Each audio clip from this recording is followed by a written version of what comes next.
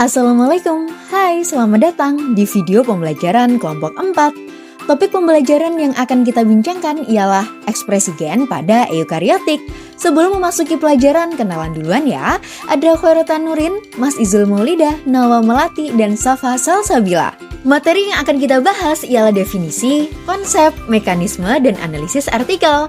Gimana, udah gak sabar? Selamat menyaksikan! Tujuan pembelajaran pada topik ini yaitu yang pertama, menjelaskan karakteristik glioblastoma rekuren atau RGBM serta keterkaitannya dengan perubahan lingkungan mikrotumor. Yang kedua, memahami prinsip analisis ekspresi gen dalam mengkaji perubahan molekuler pada jaringan tumor, khususnya menggunakan pendekatan transkriptomik. Yang ketiga, menganalisis pengaruh terapi kombinasi apatinib dan temozolomid terhadap regulasi gen yang terlibat dalam proliferasi sel, apoptosis, hipoksia, dan respon imun pada RGBM. Ekspresi gen merupakan proses biologis di mana informasi genetik yang tersimpan dalam DNA digunakan untuk menghasilkan produk fungsional berupa protein atau molekul RNA tertentu. Meskipun seluruh sel dalam satu organisme memiliki materi genetik yang sama, perbedaan jenis dan jumlah protein yang dihasilkan menyebabkan setiap sel memiliki struktur dan fungsi yang berbeda. Dengan demikian, ekspresi gen menjadi dasar terbentuknya keragaman fungsi sel dalam organisme multiseluler. Ekspresi gen didasarkan pada konsep dogma sentral biologi molekuler, yaitu aliran informasi genetik dari DNA ke RNA, kemudian dari RNA ke protein. DNA berperan sebagai penyimpan informasi genetik. RNA berfungsi sebagai perantara pembawa informasi, sedangkan protein merupakan produk akhir yang menjalankan fungsi struktural maupun fungsional di dalam sel. Proses ini memastikan bahwa informasi genetik dapat diterjemahkan menjadi molekul yang berperan langsung dalam aktivitas sel. Mekanisme molekuler ekspresi gen. Yang pertama, terapi kombinasi apatinib dan temozolomide atau TMZ mempengaruhi ekspresi gen dalam tumor microenvironment atau TME pada glioblastoma rekuren. Yang kedua, apatinib menghambat VEGFR2 sehingga menurunkan angiogenesis dan mengurangi suplai oksigen serta nutrisi ke sel tumor. Secara molekuler, apatinib merupakan inhibitor selektif VEGFR2 yang berperan penting dalam proses angiogenesis tumor. Dengan menghambat jalur VEGFR2, apatinib menurunkan pembentukan pembuluh darah baru yang dibutuhkan sel tumor untuk tumbuh dan bertahan hidup. Hambatan terhadap angiogenesis ini menyebabkan penurunan suplai oksigen dan nutrisi ke jaringan tumor. Yang ketiga yaitu terjadi penurunan ekspresi gen terkait proliferasi dan siklus sel, termasuk jalur E2F target dan mitotik spindel yang menghambat pertumbuhan tumor. Di tingkat ekspresi gen, terapi kombinasi ini terbukti menurunkan ekspresi gen-gen yang berperan dalam proliferasi dan siklus sel, seperti gen yang terlibat dalam jalur E2F target, mitotik spindel, dan regulasi siklus sel. Penurunan aktivitas jalur ini menunjukkan bahwa kemampuan sel tumor untuk membelah diri dan berkembang menjadi terhambat. Yang keempat yaitu ekspresi gen apoptosis meningkat, menandakan meningkatnya kematian sel terprogram pada sel tumor. Penelitian ini menunjukkan peningkatan ekspresi gen yang berkaitan dengan apoptosis, yaitu kematian sel terprogram. Hal ini menandakan bahwa sel tumor menjadi lebih rentan terhadap kematian sel akibat tekanan terapi, sehingga menghambat progresi tumor. Pada kelompok pasien dengan respon terapi yang baik dan manfaat kelangsungan hidup lebih panjang, ditemukan pula peningkatan ekspresi gen terkait hipoksia. Kondisi hipoksia ini merupakan konsekuensi dari terganggunya angiogenesis yang selanjutnya mempengaruhi regulasi gen dalam lingkungan mikrotumor. Ada juga analisis bioinformatika menunjukkan bahwa terapi ini juga menggeser keseimbangan tumor microenvironment ke arah kondisi yang lebih mendukung respon imun, ditandai dengan peningkatan jalur gen yang berhubungan dengan aktivasi sel dan respon imun, meskipun perubahan jumlah sel imun tidak selalu signifikan secara statistik.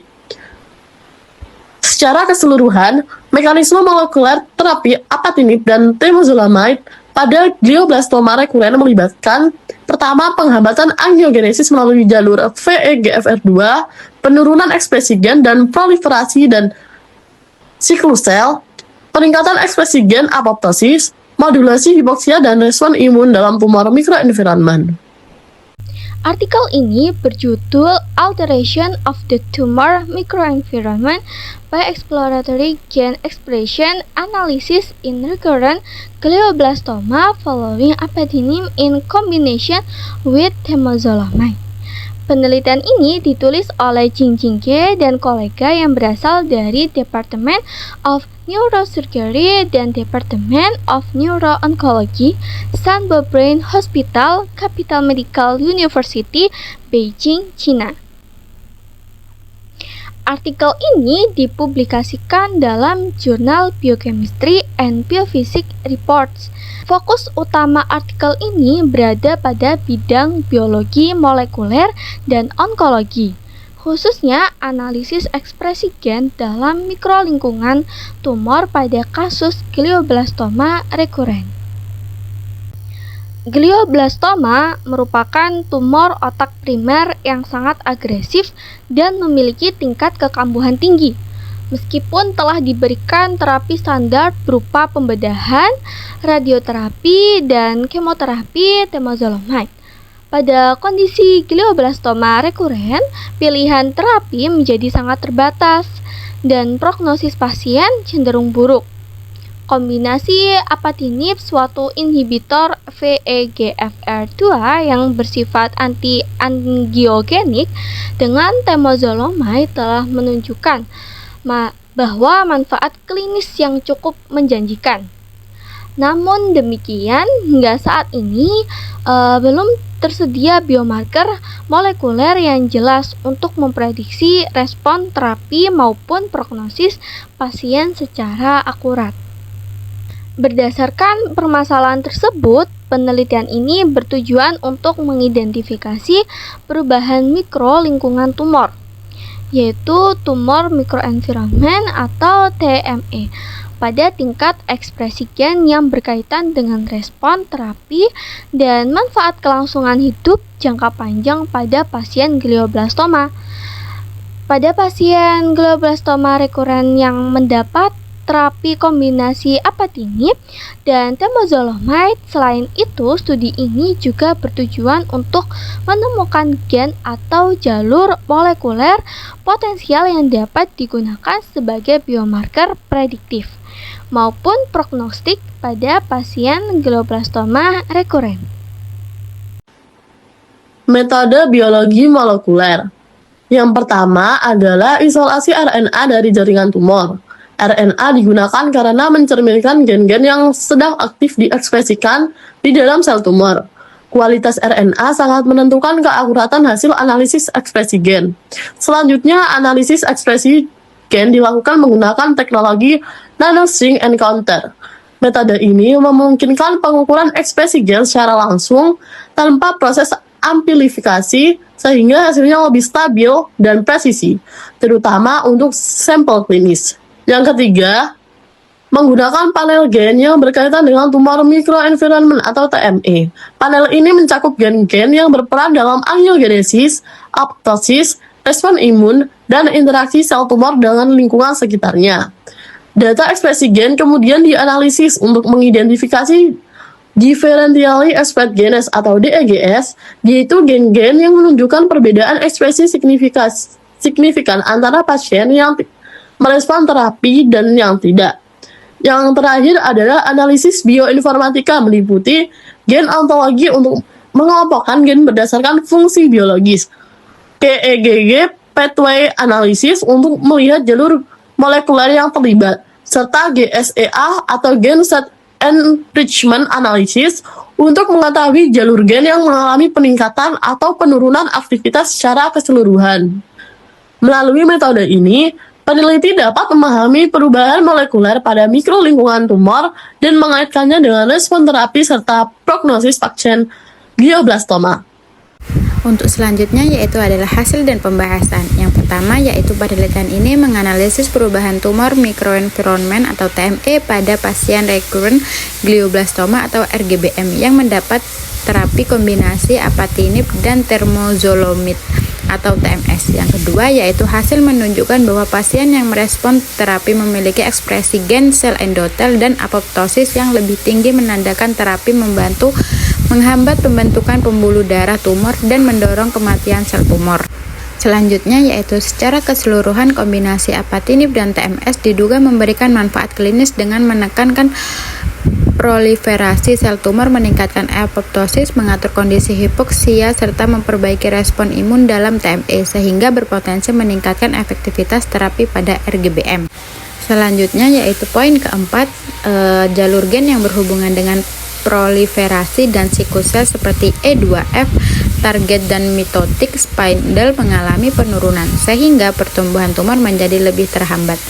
Pada pasien dengan survival lebih lama, PFS lebih dari 4,2 bulan, ditemukan penurunan ekspresi gen terkait progresi tumor HELLS, ANLN, LAM-A1, dan UBE2C yang sebelumnya diketahui berperan dalam pembelahan dan agresivitas sel kanker. Untuk yang terakhir yaitu kelompok survival panjang menunjukkan peningkatan gen terkait hipoksia dan aktivasi respon imun yang mengindikasikan bahwa terapi tidak hanya bekerja langsung pada sel tumor, tetapi juga memodulasi lingkungan mikrotumor agar lebih mendukung respon anti-tumor.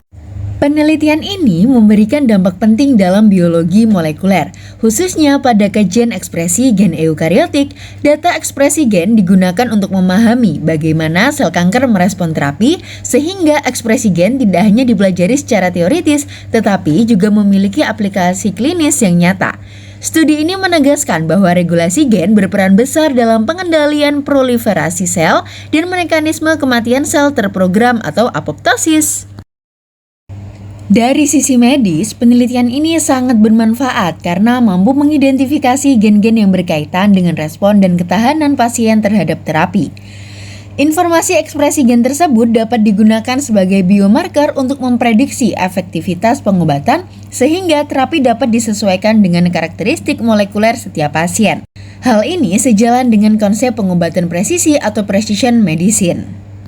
Kesimpulan utama dari artikel ini menunjukkan bahwa terapi yang diberikan mampu mengubah pola ekspresi gen pada tumor. Pada pasien dengan respon terapi yang baik, terjadi penurunan ekspresi gen yang berkaitan dengan proliferasi sel, serta peningkatan ekspresi gen yang mendukung apoptosis dan respon imun. Hal ini menegaskan bahwa ekspresi gen memiliki peran sentral dalam menentukan keberhasilan terapi. Berdasarkan refleksi kami kelompok 4, artikel ini memiliki kekuatan utama pada penggunaan data ekspresi gen yang komprehensif dan metode analisis transkriptom yang mutakhir. Namun, keterbatasan jumlah sampel menjadi catatan penting karena dapat mempengaruhi kekuatan generalisasi hasil. Oleh karena itu, penelitian lanjutan dengan skala yang lebih besar masih sangat dibutuhkan. Artikel ini sangat relevan dengan topik UAS kami karena mengaplikasikan konsep ekspresi gen eukariotik dalam konteks nyata, yaitu pada sel kanker. Regulasi gen ditampilkan secara jelas melalui perubahan transkripsi gen akibat terapi. Hal ini membantu menghubungkan teori ekspresi gen dengan aplikasi klinis dan memperluas pemahaman mahasiswa biologi. Dan tiba di penutup yang mana ekspresi gen pada eukariotik merupakan proses kompleks yang mengatur bagaimana informasi genetik diterjemahkan menjadi fungsi sel melalui regulasi yang terkontrol. Melalui pemahaman ekspresi gen, kita dapat melihat bagaimana sel beradaptasi, mempertahankan keseimbangan, serta merespon perubahan lingkungan dan kondisi patologis. Belajar gen jangan setengah-setengah agar ilmunya makin bermakna. Sekian presentasi dari kelompok kami sudah. Terima kasih atas perhatian semuanya.